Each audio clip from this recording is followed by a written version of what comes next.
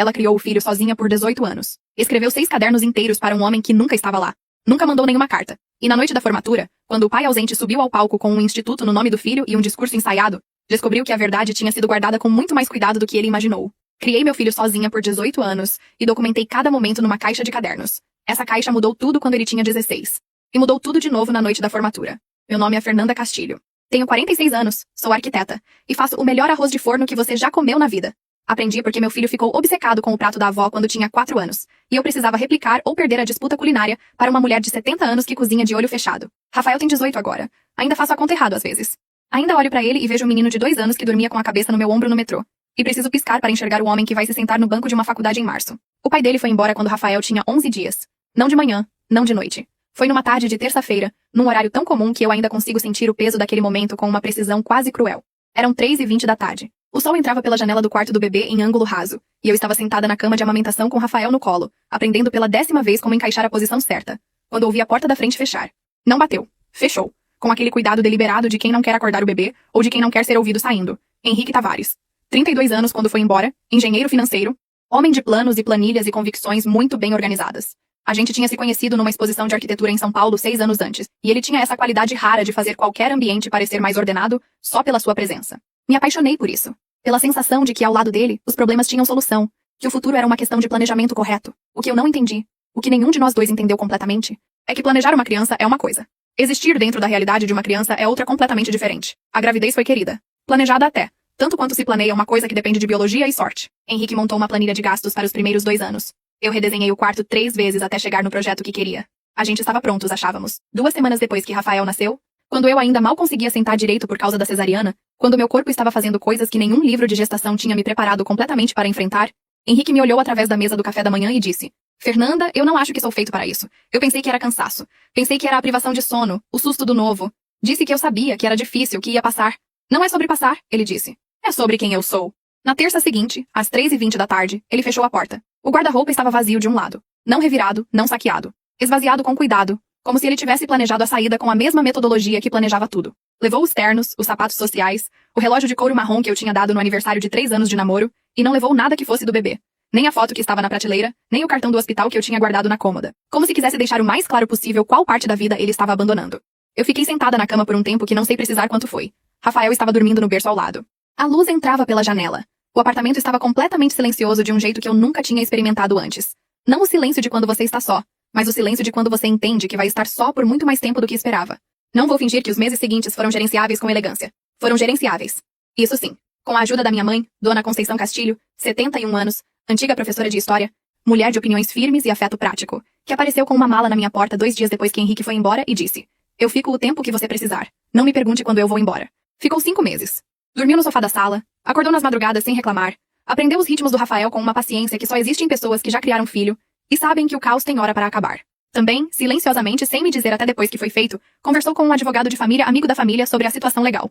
Precauções, ela disse quando me contou. Para o caso de ele mudar de ideia no futuro e aparecer querendo algo. Eu assinei os papéis que ela trouxe sem ler tudo com a atenção que deveria.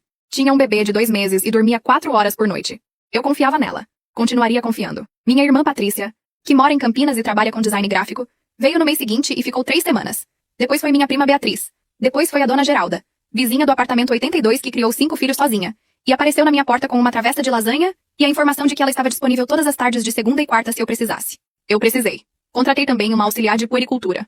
Silvana Borges, 54 anos, 20 anos de experiência com recém-nascidos, mulher de pouquíssimas palavras e eficiência assustadora, que entrou no apartamento no primeiro dia. Avaliou Rafael com olhos experientes e disse: Menino saudável, a senhora vai ficar bem, vamos trabalhar. Paguei o que não devia, e foi o melhor dinheiro que gastei na minha vida. Entre todas elas, mantivemos Rafael alimentado, limpo, vacinado e amado através do período mais desorientante da minha vida adulta. E quando a minha mãe foi embora, quando Patrícia voltou para Campinas, quando Silvana encerrou o contrato, eu estava de pé. Trêmula, exausta, com olheiras que levaram 2 anos para sumir. Mas de pé.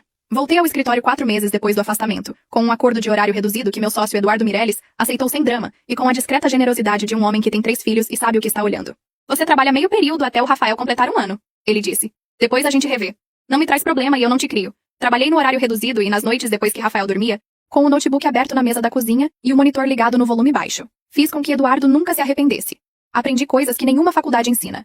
Aprendi que bebê de 6 meses acorda diferente quando está com febre. Um choro que tem uma qualidade específica. mais rouco, mais urgente, que você reconhece depois de ouvir uma vez e nunca mais confunde. Aprendi que a janela entre o primeiro sinal de sonolência e o momento em que a criança passa do cansada para inconsolável tem aproximadamente 8 minutos, e que perder essa janela custa caro para todo mundo. Aprendi, muito depois, como fazer trança. Isso levou mais tempo. Rafael tinha o cabelo cacheado e denso da família do pai, e havia um período dos 3 aos 5 anos em que ele queria usar o cabelo preso igual ao dos personagens de um desenho animado que ele adorava. E eu comprei um kit de acessórios e um tutorial em vídeo, e tentei 7 vezes antes de chegar em alguma coisa que ele aprovasse. Ele aprovou a 7ª com a solenidade de uma criança de 4 anos avaliando uma questão de grande importância. Ficou bom, mãe? Eu quase chorei de alívio. Henrique mandou uma mensagem 11 semanas depois que foi embora. Não uma ligação. Uma mensagem, de madrugada, que eu li às 6 da manhã enquanto aquecia a mamadeira. Sei que não tenho direito de perguntar, mas quero saber se o Rafael está bem. Fiquei olhando para aquilo por um tempo longo. Rafael estava bem. Rafael estava ótimo, considerando. Rafael tinha aprendido naquela semana a virar do lado na cadeirinha, e se achava tremendamente orgulhoso disso. Respondi uma coisa. Não sei mais o que exatamente. Algo curto, factual. Ele está bem. Ou algo parecido. Ele respondeu com um obrigado. Depois ficou em silêncio por meses. Essa foi a primeira de uma série de comunicações esparsas, desconfortáveis, que aconteceram ao longo dos anos seguintes com uma irregularidade que tornava impossível criar qualquer expectativa. Às vezes eram meses de silêncio absoluto. Às vezes vinham 2 mensagens seguidas com uma semana de diferença. Sempre com aquela qualidade específica de alguém que está olhando de longe para uma vida que escolheu não habitar. Como ele está? Ele já fala? Vi que você postou uma foto dele no primeiro dia de escola. Ele parece feliz. Esse último me fez pausar por um momento. Ele estava acompanhando as minhas redes sociais. Não tinha dito nada, não tinha interagido, mas estava lá, olhando de longe para um filho que tinha escolhido não criar. Fiz o que a advogada Camila Fonseca, indicação da minha mãe, especialidade em direito de família, 18 anos de experiência e uma franqueza que às vezes machucava e sempre ajudava, tinha me orientado a fazer desde o começo. Documentei tudo, cada mensagem, cada data, cada silêncio. Camila tinha sido clara desde a primeira consulta, numa tarde de sexta-feira quando Rafael tinha 3 meses e eu estava sentada na cadeira da frente do escritório dela, com uma criança no colo e papéis que mal conseguia focar. Você precisa registrar tudo.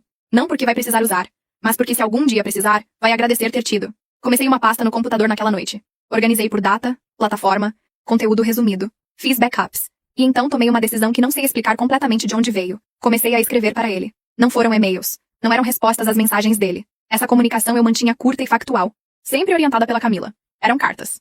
Escritas à mão, no caderno de capa dura azul que comprei numa papelaria perto do escritório numa tarde de março, quando Rafael tinha 8 meses e eu estava passando pela fase em que finalmente tinha dormido o suficiente para começar a sentir as coisas que tinha adiado sentir. A primeira carta foi escrita numa terça à noite, depois que ele dormiu. Não comecei com raiva.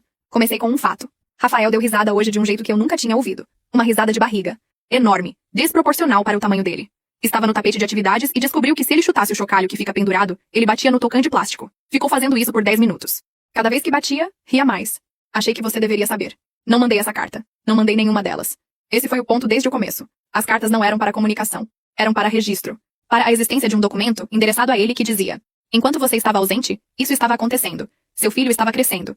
Estas são as coisas que você escolheu não ver. Às vezes eu me perguntava se era raiva disfarçada de método. Falei sobre isso com a doutora Sônia Yamamoto, psicóloga, especialidade em saúde materna e família, que comecei a ver quando Rafael tinha 2 anos por indicação da minha pediatra, doutora Márcia Sobral.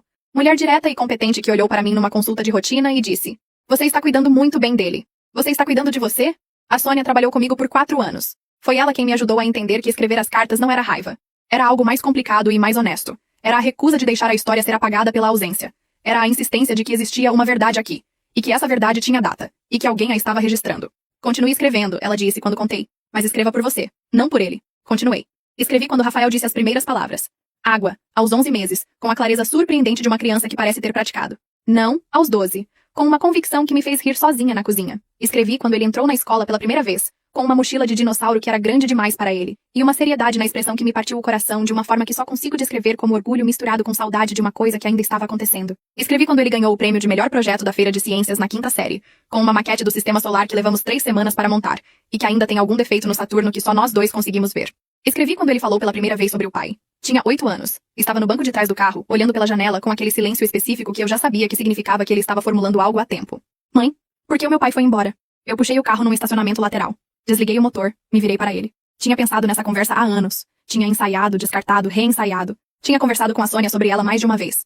Ele sentiu que não conseguia ser o pai que você merecia. Eu disse. Essa foi a escolha dele. Não foi culpa sua. Nunca foi. Mas ele quis eu? Ele queria. Só não soube como ficar. Rafael ficou em silêncio por um momento. Depois, você ficou. Eu fiquei. Ele olhou pela janela por mais um segundo. Depois, tá bom. E voltou a olhar o cenário passar pela janela como se tivesse arquivado o assunto numa pasta interna e estivesse pronto para seguir em frente. Escrevi sobre essa conversa naquela noite. Foi uma das cartas mais longas do caderno. Os cadernos foram se acumulando. O primeiro, azul. Depois, um bordô, um verde escuro. 2 pretos porque a papelaria tinha acabado das cores. Guardei todos na caixa de arquivo do alto do armário do meu quarto, atrás das pastas de projetos antigos que ninguém abre. Botei uma etiqueta no lado. Rafael. 2006 a hoje. Quando ele tinha 12 anos, minha mãe me perguntou sobre a caixa. Eu tinha mencionado uma vez, brevemente. Você vai mostrar para ele um dia? Quando ele quiser saber a verdade. Eu disse. E se ele nunca perguntar? Então ele nunca vai precisar ver. Ela ficou quieta um momento. Depois disse. Você é mais corajosa do que pensa. Discordei internamente. Não era coragem. Era teimosia, talvez. Era a recusa de deixar a ausência de alguém apagar a presença de tudo o que aconteceu. Henrique se casou de novo quando Rafael tinha 11 anos. Soube por um perfil público que um amigo em comum marcou numa foto. Não procurei, apareceu, dessa forma irritante como as redes sociais entregam informações que você não pediu. Uma foto de cerimônia pequena, ele de terno cinza, uma mulher loira ao lado, sorrindo. Não senti o que esperava sentir. Não senti quase nada, na verdade, o que me surpreendeu mais do que qualquer outra reação teria surpreendido. Fechei a tela e fiz jantar. Rafael naquela noite estava animado porque tinham marcado uma excursão escolar para um estúdio de animação em São Paulo. E ele passou o jantar inteiro me explicando os detalhes técnicos da produção de um curta que tinha assistido. E eu ouvi cada palavra com a atenção que o assunto merecia. E não pensei mais na foto. Escrevi uma carta naquela noite, claro. Você se casou de novo. Fui informada de forma involuntária. Rafael não sabe, e não vou ser eu a dizer. Essa é uma notícia que cabe a você comunicar. Se e quando você decidir que ele merece saber. Hoje, ele me explicou como funciona o processo de rigging de personagens 3D, com uma precisão técnica que claramente não veio de mim. Estou registrando o fato de que você perdeu essa conversa. A mensagem mais longa que Henrique me mandou em todos esses anos chegou quando Rafael tinha 15 anos. Era um texto enorme, desorganizado, claramente escrito numa hora ruim. Tinha a estrutura emocional de algo que foi começado e abandonado, e recomeçado várias vezes antes de ser enviado. Dizia que ele sabia que tinha feito algo irreparável, que pensava no Rafael com uma frequência que não conseguia nomear para ninguém, que tinha construído uma vida, tinha tentado ser feliz, mas carregava uma coisa que não sabia como processar. Perguntava se eu achava que algum dia seria possível. Ele não terminou a frase. Deixou um travessão e nada depois. Fiquei com a mensagem na tela por muito tempo, então liguei para a Camila. Ela ouviu. Ficou em silêncio por um momento. Depois, o que você quer fazer? Não sei. Pensa no que o Rafael quereria. Não agora. Ele tem 15 anos e não tem todos os contextos. Pensa no que o Rafael de 25 vai querer ter podido decidir. Essa frase ficou comigo. Respondi para Henrique com cuidado. Disse que Rafael existia. Que estava crescendo. Que tinha opiniões e personalidade e uma vida inteira que Henrique não conhecia. Disse que qualquer conversa sobre reconexão precisava passar por um advogado e por Rafael. Não por mim. Que eu não era a guardiã do acesso ao meu filho. Que ele tinha feito escolhas, e que as consequências dessas escolhas incluíam o fato de que não era mais minha responsabilidade gerenciar a relação dele com o próprio filho. Não fui cruel. Fui exata. Ele não respondeu por 6 semanas. Depois mandou uma mensagem curta dizendo que entendia. Depois ficou em silêncio por meses de novo. Escrevi sobre isso no caderno também. Quando Rafael tinha 16 anos, tirei a caixa do armário. Não porque tinha planejado. Foi um domingo à tarde. Ele estava em casa, e eu estava reorganizando o guarda-roupa, e a caixa escorregou da prateleira e quase caiu. Ele estava passando no corredor e viu. O que é isso? Pus a caixa na cama. Sentei. Ele ficou no batente da porta com a expressão de quem está avaliando se vai entrar ou não. É um registro. Eu disse. De tudo o que aconteceu. Desde que você tinha 11 dias. Ele entrou no quarto. Sentou na cama ao lado da caixa. Do meu pai. De você. Endereçado a ele. Rafael ficou olhando para a caixa por um longo momento. Posso ver? É seu? Sempre foi seu. Ele abriu devagar. Tirou o primeiro caderno. O azul com as bordas já um pouco desgastadas. E ficou olhando para a capa sem abrir. Você ficou com raiva? Por um tempo. E agora? Pensei com honestidade antes de responder. Agora eu acho que ele fez uma escolha que não soube desfazer. E que eu fiz uma escolha diferente. Todo dia. Rafael ficou quieto. Passou os dedos pela lombada do caderno. Você mandou essas cartas para ele? Não. Eram para o registro. Para que existisse em algum lugar a verdade do que aconteceu. Ele ficou um longo momento em silêncio. Depois colocou o caderno de volta na caixa com cuidado, fechou a tampa e olhou para mim com uma expressão que eu não conseguia ler completamente. Posso ficar com a caixa no meu quarto? Ela é sua. Ele carregou a caixa para o quarto sem mais nada. Ficou com ela 3 dias antes de começar a ler. Eu soube que começou porque ele saiu do quarto numa noite com os olhos claramente vermelhos. Veio até a cozinha onde eu estava, me abraçou por trás sem dizer nada. Ficou 1 minuto assim, e voltou para o quarto. Não perguntei nada. Às vezes as perguntas chegam no momento certo por conta própria. Eu não soube do convite até receber o envelope pelo correio. Colégio Estadual Professor Monteiro Lima. Turma de Formandos 2024. Cerimônia de formatura. Auditório Municipal Governador Carvalho. 14 de dezembro. Sábado, 19 horas. Embaixo, na letra do Rafael, em caneta preta. Mãe. Vai ter uma coisa, fica comigo. Não entendi o que ele queria dizer com isso. Entendi no dia. A cerimônia começou às 7 em ponto. Eu estava na plateia com minha mãe, com a Patrícia, com o Eduardo do escritório que insistiu em vir, e chorou mais do que qualquer um de nós. As luzes do auditório se apagaram, o coral do colégio abriu, e eu segurei a mão da minha mãe e pensei que o coração humano não foi projetado para caber tanta coisa ao mesmo tempo. E então, no meio da abertura, antes dos discursos, o diretor tomou o microfone e disse: esta cerimônia contou com o apoio generoso do Instituto Tavares de Desenvolvimento Educacional, e em reconhecimento a essa contribuição, gostaríamos de convidar ao palco o fundador do Instituto, Henrique Tavares. O auditório aplaudiu. Minha mãe virou para mim. Eu não disse nada. Henrique entrou pelo lado esquerdo do palco. 50 anos. Cabelo grisalho nas têmporas. O mesmo porte. A mesma forma de ocupar um espaço. Ele tomou o microfone com a naturalidade de quem estava esperando por aquele momento há muito tempo. E começou a falar. A caixa de cartas. Henrique falou por quase 8 minutos. Eu sei porque olhei para o relógio no momento em que ele começou e olhei de novo quando terminou. Não por impaciência, mas porque precisava de algo concreto para segurar enquanto o restante de mim processava o que estava acontecendo. Ele tinha a voz dos discursos preparados. Cadenciada, pausada nos lugares certos. Com aquela inflexão específica de quem passou tempo na frente de um espelho ou de um coach de oratória. Falou sobre educação como transformação. Falou sobre o papel da família na formação do caráter. Falou, e aqui minha mãe apertou meu braço com uma força que deixou marca, sobre os erros que nos definem, não pelo que fazemos, mas pelo que escolhemos corrigir. A plateia estava recebendo bem. Cabeças balançando. O casal à minha esquerda trocou um olhar aprovador. Então ele disse: hoje tem um significado especial aqui, porque entre os formandos desta noite está meu filho, Rafael Tavares Castilho. Uma pausa calculada. Um jovem que cresceu sem a minha presença. Por circunstâncias que foram, em grande parte, resultado das minhas próprias limitações. Circunstâncias que sua mãe, infelizmente, não facilitou a superação. O auditório ficou quieto de um jeito diferente. Não o silêncio da atenção. O silêncio do desconforto coletivo de uma sala que acabou de receber informação que não pediu e não sabe como calibrar. Eu senti o frio começar no centro do peito e se expandir devagar. Vim aqui esta noite como um ato de presença, ele continuou. Porque independente dos obstáculos colocados no caminho, um pai não desiste. E espero que Rafael saiba que, a partir de hoje, a porta está aberta. Ele abriu os braços. Um gesto amplo, generoso, calculado para a fotografia. Rafael, filho, estou aqui. O auditório esperou. Eu também esperei. E então eu vi meu filho. Rafael estava na terceira fila da sessão dos formandos. De beca azul marinho, cabelo arrumado do jeito que ele arruma quando quer parecer mais velho, e só consegue parecer exatamente a idade que tem. Ele estava sentado com a postura de sempre. Ombros levemente inclinados para frente, queixo paralelo ao chão, aquela imobilidade específica que eu reconheço como o estado em que ele está processando algo em velocidade máxima antes de agir. Ao lado dele estava a Giovanna, melhor amiga desde o 7º ano, que virou o rosto para ele com uma expressão que eu li perfeitamente de onde estava. O que você quer fazer? Rafael ficou parado por exatamente 4 segundos. Eu contei. Depois se levantou.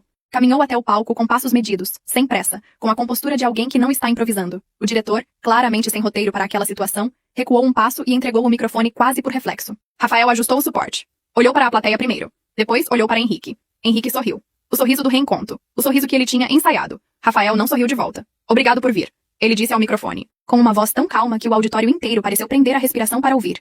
Mas preciso corrigir algumas coisas que você disse. Henrique não se mexeu. Mas algo no rosto dele mudou. Só nas bordas. Minha mãe não colocou obstáculos. Rafael continuou. Eu li os cadernos. Todos eles. 6 cadernos, escritos ao longo de 16 anos, registrando cada fase da minha vida, endereçados a você. Ela nunca mandou porque não eram para comunicação. Eram para registro. Para que existisse em algum lugar, com data e letra e detalhe, a verdade do que aconteceu. Ele pausou.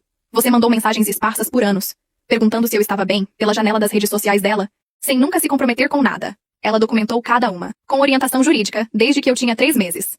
Outro silêncio. Você se casou de novo quando eu tinha 11 anos e não me disse. Eu soube pelos cadernos. Ela escreveu que essa era uma notícia que cabia a você dar, e que não ia fazer o seu trabalho por você. Alguém atrás de mim soltou um som baixo. Não era palavra. Era reconhecimento. Você fundou um instituto de educação com meu nome no sobrenome. Rafael olhou para Henrique com uma clareza que me fez fechar os olhos por um segundo, porque era quase insuportável de ver de tão nítida. E usou esse instituto para comprar acesso a este palco. Hoje à noite. Sem me perguntar se eu queria. Henrique abriu a boca. Eu não terminei, Rafael disse. Simples.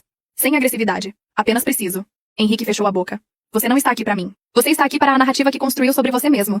E eu entendo isso, porque passei meses tentando entender quem você é, através dos cadernos e das mensagens e do silêncio. Cheguei a uma conclusão. Ele pausou de novo. O auditório estava tão quieto que eu ouvia minha própria respiração. Você é um homem que não soube ficar.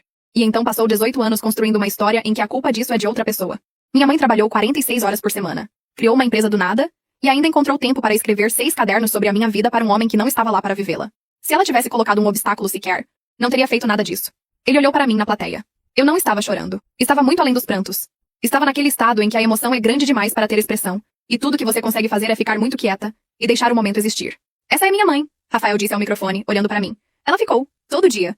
Essa é a única coisa que importa aqui esta noite. Ele colocou o microfone de volta no suporte. Virou para Henrique uma última vez. Eu não tenho raiva de você, mas não sou seu filho da forma que você está apresentando para essa plateia. Sou o filho da Fernanda Castilho. Foi ela quem me criou. E se algum dia você quiser ter uma conversa honesta sobre o que aconteceu, sem palco e sem instituto com meu sobrenome, você sabe como me encontrar. Desceu do palco. Voltou para o lugar dele na terceira fila. Sentou. Do fundo do auditório veio um aplauso. Solitário. Hesitante no começo. E então outra palma se juntou. E mais uma. E em menos de 10 segundos, o auditório inteiro estava de pé. Menos Henrique, que continuava parado no palco com os braços que tinha aberto para o reencontro agora caídos ao lado do corpo. E a expressão de um homem que planejou um final diferente para esta cena e não tem roteiro para este. Ele saiu pelo lado direito do palco antes que o aplauso terminasse. Não pelo lado que tinha entrado. Eu não me mexi da poltrona durante o aplauso. Minha mãe estava chorando sem tentar esconder. A Patrícia tinha o rosto enterrado nas mãos. E o Eduardo, que eu olhei por reflexo, estava vermelho até as orelhas e batendo palma com uma convicção que parecia pessoal. Quando o aplauso foi diminuindo e o diretor voltou ao microfone com a eficiência corajosa de quem tem uma cerimônia para conduzir e vai conduzi-la aconteça o que acontecer, minha mãe encostou a cabeça no meu ombro e disse bem baixinho. Eu sabia que ele tinha lido os cadernos. Eu também, eu disse. Você não disse nada para ele? Não tinha nada para dizer. Era a história dele para fazer o que quisesse. Ela ficou quieta um momento. Você criou um homem, Fernanda. Não respondi. Não precisava. A cerimônia seguiu seu curso com uma normalidade que parecia quase cômica depois de tudo. Mas era exatamente o que a sala precisava. O diretor era bom no que fazia. E ele guiou os próximos 90 minutos com a mão firme de quem entende que ritual tem função, que o coletivo precisa de estrutura para processar o individual. Quando chamaram o nome de Rafael para receber o diploma, o auditório aplaudiu mais alto do que havia aplaudido qualquer outro nome. Ele subiu ao palco, apertou a mão do diretor, recebeu o canudo e olhou para a plateia com aquele meio sorriso que ele tem desde os 6 anos. Assimétrico, levemente relutante, como se sorrir completamente fosse revelar algo que ele prefere guardar. Me encontrou na terceira fileira da plateia. Sorriu de verdade dessa vez. Eu levantei a mão. Ele acenou com o diploma. Depois da cerimônia, no lado de fora do auditório, onde as famílias se reuniam em cachos de abraços e fotografias e flashes de celular, Rafael me achou antes que eu achasse ele. Veio em linha reta, ignorou o beijo da avó que tentou interceptá-lo no meio do caminho. Deixa eu cumprimentar a minha mãe primeiro, vovó. Você espera 2 minutos. E parou na minha frente com o diploma na mão e a expressão de alguém que não tem certeza de qual das coisas que está sentindo veio primeiro. Abracei antes que ele dissesse qualquer coisa. Ele abraçou de volta com a força de quem precisou segurar muita coisa dentro de si nas últimas horas. Ficamos assim por um tempo. Você sabia que ele ia estar lá? Eu disse contra o ombro dele. Fiquei sabendo 3 semanas atrás. Um colega viu o nome do instituto nos documentos da escola. Por que não me disse? Porque queria ter certeza do que eu queria fazer antes de envolver você. Recuei um passo para olhar para ele. E você sabia o que queria fazer? Sabia há 6 meses, ele disse. Desde que terminei de ler o último caderno. Fiz silêncio. A última entrada. Ele continuou. Você escreveu numa terça de setembro. Disse que eu tinha feito 17 anos e que estava mais parecido com você do que com ele. E que isso te dava um alívio que você não conseguia nomear completamente. Eu me lembrava de ter escrito aquilo. Escrevi também que não sabia se algum dia ele ia aparecer. Eu disse. Que tinha preparado tudo para a possibilidade, mas que não sabia. Eu sei. Li. Rafael olhou para mim com uma seriedade que às vezes esquece que tem 18 anos. Mãe, você passou 16 anos escrevendo para um homem que não estava lá. Achei que era justo que pelo menos uma vez alguém falasse em voz alta o que você escreveu. Não tinha resposta para isso. Então minha mãe chegou e desfez o momento da única forma que ela sabe. Com um abraço que não pede licença e um deixa a vovó ver o diploma, Rafael Castilho. E o mundo voltou a ser barulhento e cheio de gente e temperatura de verão paulista. E foi exatamente isso que ele precisava ser. 3 dias depois da formatura, recebi uma ligação da doutora Camila Fonseca. Não liguei pra ela. Ela ligou pra mim. Fernanda, preciso te falar uma coisa. O que foi? Recebi um contato de uma colega que cobre família e reputação. Ela viu o vídeo. Que vídeo? Pausa breve. O discurso do Rafael foi filmado por pelo menos 6 pessoas. Está circulando desde sábado à noite. Tem quase 300 mil visualizações até onde eu vi esta manhã. Fechei os olhos. Camila. Eu sei. Mas escuta. O ponto não é o vídeo. O ponto é o que veio junto. Jornalistas estão buscando contexto. 2 portais de notícias já publicaram sobre o Instituto Tavares e sobre a doação para a escola. E, aqui eu preciso que você preste atenção. Uma ex-funcionária do Instituto entrou em contato com uma dessas publicações. Por quê? Porque aparentemente o Henrique vinha fazendo isso há algum tempo, usando doações institucionais para criar acesso a eventos onde ele poderia aparecer como figura pública e construir uma narrativa de pai arrependido. Essa ex-funcionária tem e-mails. Tem registros internos. Ela pediu desligamento há 4 meses porque não concordava com a direção que o Instituto estava tomando. Fiquei em silêncio por um momento. Camila, eu não provoquei isso. Eu sei que não, mas você tem 18 anos de documentação que podem servir de contexto caso alguém queira a versão completa. Uma pausa. Não estou dizendo que você precisa fazer nada. Estou dizendo que você tem a opção. E que se a história vai ser contada de qualquer forma, talvez valha a pena que a versão verdadeira tenha voz. Desliguei depois de uns minutos e fiquei sentada na cozinha por um tempo. Então fui ao quarto do Rafael. Bati na porta. Ele estava no computador, fones de ouvido, de costas. Tirou um fone quando me viu. Você sabe que o vídeo está circulando? Eu disse. Fiquei sabendo ontem. Ele não pareceu surpreso. Você está brava? Não, estou te perguntando se você está bem. Ele pensou por um momento. Estou. Não me arrependo de nada que disse. Uma pausa. Você está bem? Estou processando. O que a Camila disse? Olhei para ele. Você sabia que ela ia ligar? Imaginei que alguém ia ligar. Ele girou a cadeira para me encarar. Mãe, eu passei 6 meses pensando naquilo. Não fui lá improvisar. Fui lá falar a verdade em voz alta. No único momento em que ele não ia poder me interromper. Uma pausa. Mas agora é com você. Qualquer coisa que aconteça a partir daqui, você decide. Fui para a cozinha. Fiz café. Fiquei olhando para a parede por 15 minutos. Depois liguei para a Camila de volta. A entrevista foi publicada numa quinta-feira, 22 dias depois da formatura.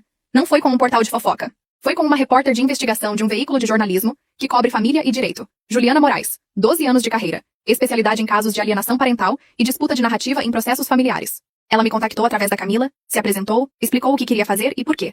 E me deu uma semana para decidir. Eu precisei de 2 dias. Dei a entrevista por 3 horas numa tarde de quarta, com a Camila ao lado como orientação jurídica, e contei a história do começo ao fim. A porta fechada às 3h20. Os cadernos, as mensagens esparsas. A orientação da advogada desde o início. A caixa no armário. A conversa com o Rafael aos 16. O discurso na formatura que eu não soube que ia acontecer até que aconteceu. A Juliana era boa no que fazia. Não me direcionou para drama. Me fez perguntas factuais e ficou quieta nos momentos que pediam silêncio. No final, quando o gravador já estava desligado, ela me disse: "Você sabe que a história mais fácil de contar teria sido diferente. Mais raiva, mais confronto." Eu sei. Por que não foi assim? Pensei. Porque eu sempre escrevi os cadernos para o registro, não para a raiva. Se eu tivesse escrito com raiva, teria parado depois de 2 anos. Escrevi por 16 porque era a verdade. E a verdade não precisa de temperatura para durar. Ela ficou me olhando por um segundo. Posso usar isso? Pode. A matéria saiu com o título A Caixa de Cartas. Como 18 anos de documentação silenciosa se tornaram a defesa mais forte de uma mãe. Tinha 6 fotos. Uma dos cadernos empilhados. Uma da caixa de arquivo. Uma de um trecho de uma das cartas. Escolhi a da primeira risada de Rafael, a mais antiga, porque parecia certo que fosse essa. E 3 da formatura. Tiradas por pessoas na plateia que a Juliana rastreou. Em uma delas eu estava na poltrona com a mão levantada, olhando para o palco. Em outra, Rafael estava de beca com o diploma, olhando para baixo na direção da plateia. A terceira era dos 2 juntos do lado de fora do auditório. Não me lembro de quem tirou. Mas nela eu estou de costas e ele está de frente e você não consegue ver o rosto dele completamente, mas consegue ver a postura. Levemente inclinado para a frente, como sempre, com os ombros afrouxados do jeito que ficam quando ele está onde quer estar. Henrique emitiu uma nota através de um assessor de imprensa. Li uma vez. Tinha a estrutura de quem estava tentando consertar uma narrativa que havia saído do controle. Falava em mal entendido, em contexto privado levado ao espaço público, em dor mútua que merece ser processada com dignidade. Não respondi. A Camila me disse que não precisava. O Instituto Tavares perdeu 2 parceiros institucionais nas semanas seguintes. Soube por terceiros, não por busca ativa, o tipo de informação que chega quando a história já tem vida própria. A ex-funcionária deu a entrevista dela, com os e-mails, com os registros. A história que Henrique tinha construído sobre si mesmo começou a ter lacunas publicamente visíveis pela primeira vez. Não organizei nada disso. Não precisei. A verdade documentada por 18 anos não precisa de curadoria para funcionar. Precisa apenas de alguém disposto a contá-la quando o momento chega. Rafael entrou na faculdade em março. Design gráfico, na ESPM, em São Paulo. A escolha fez todo sentido para qualquer pessoa que o conhecesse. Ele sempre teve esse olhar para como as coisas se encaixam visualmente, desde pequeno. Desde a maquete do sistema solar com o Saturno levemente torto. No dia que ele viajou, eu fui com ele até a rodoviária. Carregamos as malas até o embarque, fizemos a lista mental das coisas que ele podia estar esquecendo, e quando chegou o momento de ir, ele ficou parado na frente do ônibus por 1 segundo. Mãe. Vai, Rafael. Eu sei. Só quero... Ele fez um gesto vago com a mão que significava tudo e nada. Você sabe. Eu sei. Ele me abraçou por um tempo um pouco mais longo do que o necessário para uma despedida de rotina. Depois entrou no ônibus sem olhar para trás. Fui para o carro. Sentei. Fiquei ali por uns minutos. Depois abri o porta-luvas, peguei o caderno pequeno que eu tinha começado a carregar na bolsa há alguns meses. Não sei exatamente quando comecei. A decisão foi gradual, e escrevi uma entrada curta. Rafael foi hoje. De beca na semana passada e agora de mochila, que é a progressão natural das coisas. O apartamento vai ficar quieto de um jeito diferente do quieto que eu aprendi a habitar quando ele dormia. Vou ter que reaprender. Tenho feito isso antes. Desta vez não tem endereço. Não tem destinatário. Esta carta é minha. Ele ficou bem. Eu também. Fechei o caderno. Coloquei de volta no porta-luvas. Liguei o carro e fui trabalhar. O que essa história revela não é sobre abandono. Abandono, infelizmente, é comum. O que chama a atenção aqui é o padrão que veio depois. Um homem que foi incapaz de estar presente na vida real, mas foi perfeitamente capaz de construir uma presença cuidadosamente editada para o público. O instituto com o sobrenome do filho. A doação estratégica. O palco comprado. Cada peça desse movimento não era reconciliação. Era gestão de imagem. E o que ele não calculou é que 18 anos de verdade documentada pesam infinitamente mais do que 8 minutos de discurso ensaiado. Se você estivesse no lugar do Rafael, 18 anos de ausência, um pai no palco reescrevendo a história na sua frente. Você teria subido ao microfone ou deixado passar? Comenta aqui embaixo, e se essa história te tocou, compartilha com alguém que precisa ouvir isso hoje.